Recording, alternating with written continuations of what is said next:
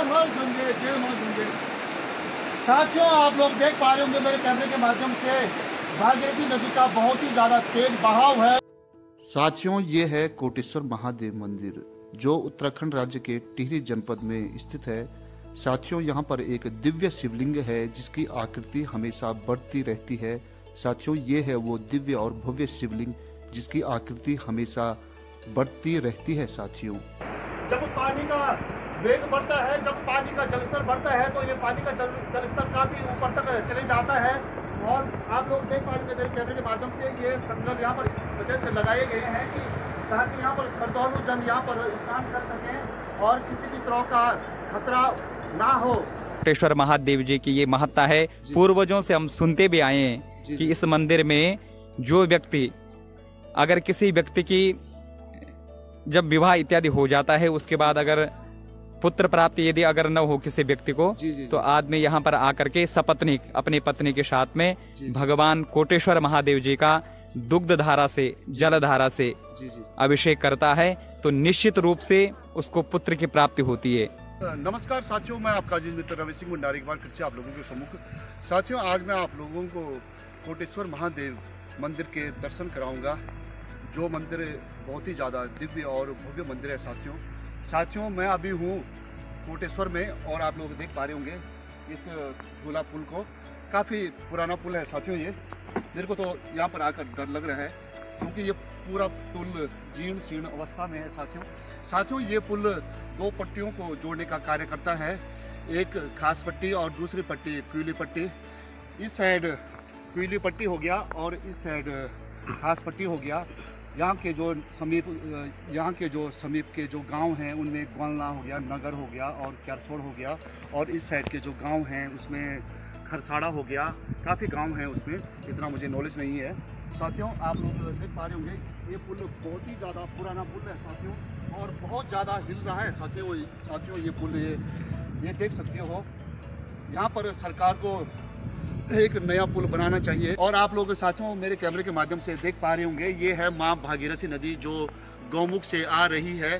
कम से कम 70 या 80 फीट लंबी फाट है इस नदी की, और पूरा पानी, इस नदी का पूरा पानी एकदम नीला पानी हो रखा है।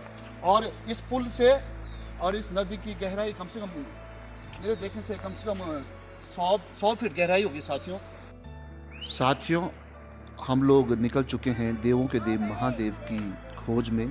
साथियों, यहाँ का शांत वातावरण इस पवित्र तीर्थ स्थल को और भी ज़्यादा आध्यात्मिक बना रहा है। साथियों, ये कलकल करती हुई माँ भागीरथी नदी बहुत ही ज़्यादा सुंदर लग रही है।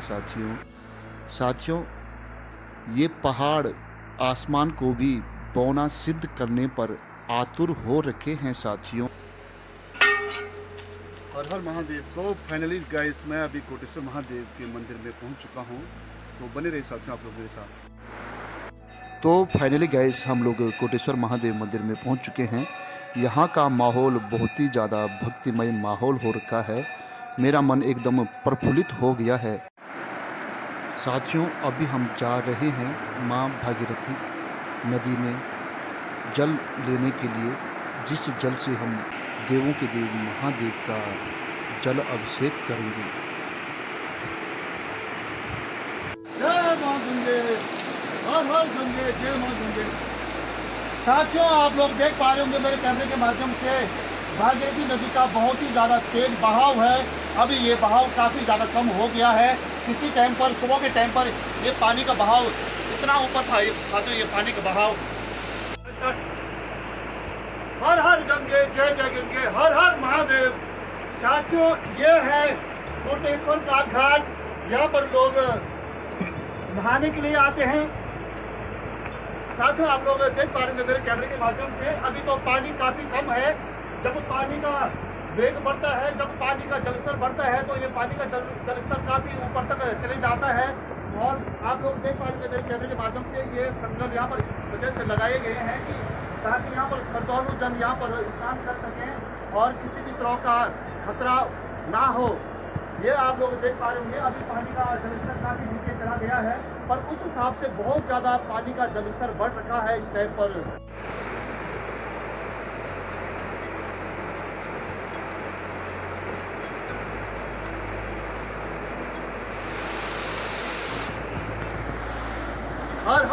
महादेव। साथियों, ये मैं अभी इस तांबे की गागर पर पानी ला गया हूँ। साथियों, पहाड़ों को ऐसे ही देवभूमि का दर्जा नहीं मिला है। यहाँ की शुद्ध जलवायु और यहाँ का शुद्ध पर्यावरण, इसी वजह से शायद में पहाड़ों को देवभूमि का दर्जा मिला हुआ है। यहाँ के कण कण में भगवान विराजमान रहते हैं।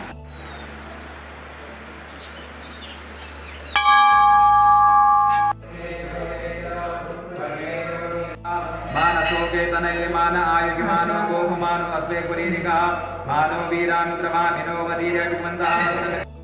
साथियों, ये है कोटेश्वर महादेव मंदिर जो उत्तराखंड राज्य के टिहरी जनपद में स्थित है। साथियों, यहाँ पर एक दिव्य शिवलिंग है जिसकी आकृति हमेशा बढ़ती रहती है। साथियों, ये है वो दिव्य और भव्य शिवलिंग जिसकी आकृति हमेशा बढ़ती रहती है। साथियों, कोटेश्वर किन्हें कहा जाता है? साथियों, कोटेश्वर का शाब्दिक अर्थ क्या होता है? साथियों, कोटेश्वर दो शब्दों से मिला हुआ है। कोटि प्लस ईश्वर, मतलब करोड़ों का भगवान। साथियों, भगवान भोलेनाथ करोड़ों के भगवान हैं।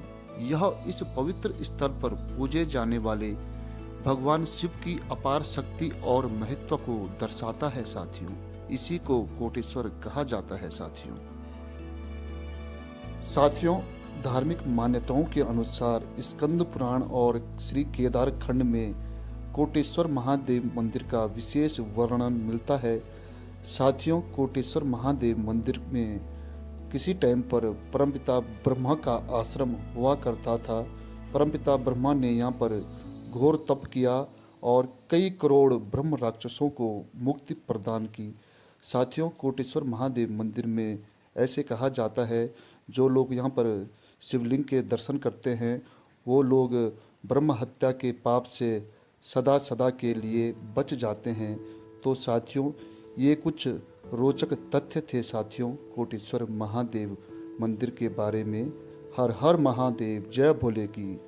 साथियों, मेरे साथ रोशन सत्ती जी हैं जो कथा व्यास हैं, वो इसी क्षेत्र से हैं।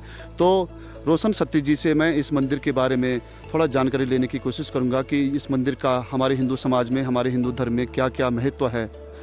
तो स्वागत है सत्ती जी आपका मेरे यूट्यूब चैनल के माध्यम से। थोड़ा जानकारी देने की कोशिश करिए हमारी ऑडियंस को। धन्यवाद आपका।